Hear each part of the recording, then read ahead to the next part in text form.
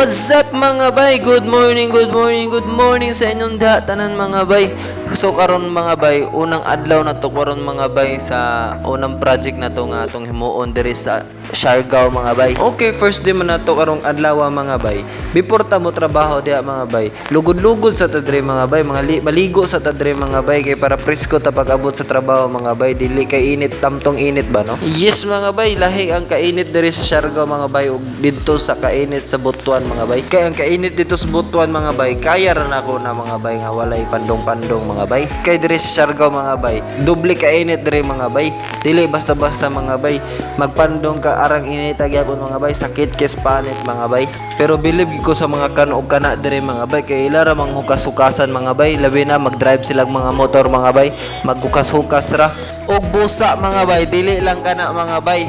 Magtiniil po na sila sa kalsada mga bay. Grabe, believe nagit kay ko sila mga bay, mura magdili madutlan og kainit mga bay. Og balik ta sa atong topic mga bay, og sa mga nangutana diha mga bay nga unsa daw mong project diri sa Siargao mga bay. Ang akong maistorya lang ana mga bay, para makabalo mo og makasabot tumanan lang ni nga video mga bay. Og di na ta magdugay mga bay, transition na din ta diri adapita mga bay.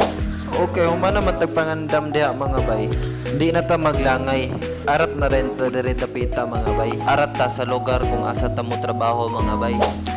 O karong adlaw mga bay, ang atong kauban mao gihapon mga bay. Kauban din nato si Richie Abaw Capison og si Mr. Joey Lozano, og labi na sa team leader nga nagdala diri sa Siargao mga bay na si Jogel Pagudar. Siya mo dala og magtor og mo guide sa ato diri mga bay.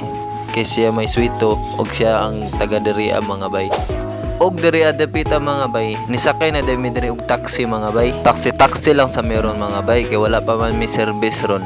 Og diri adapita mga bay, nakita ninyo na mga bay unsa kanindot diri ang gitawag nila Apam Bridge mga bay. Nakita ninyo daha mga bay nga wala pa gitamtong tawo mga bay kay sayo pa mga bay, mga alas 8 pa man siguro na sa kabuntagon mga bay. Paghapon-hapon na mga bay, matungtog mga alas 5 diha na kadaghang tawo diri mga bay. Og para di puno matingala mga bay, ang among gisakyan nga taxi mga bay kang Jogel Pagudar dani mga bay.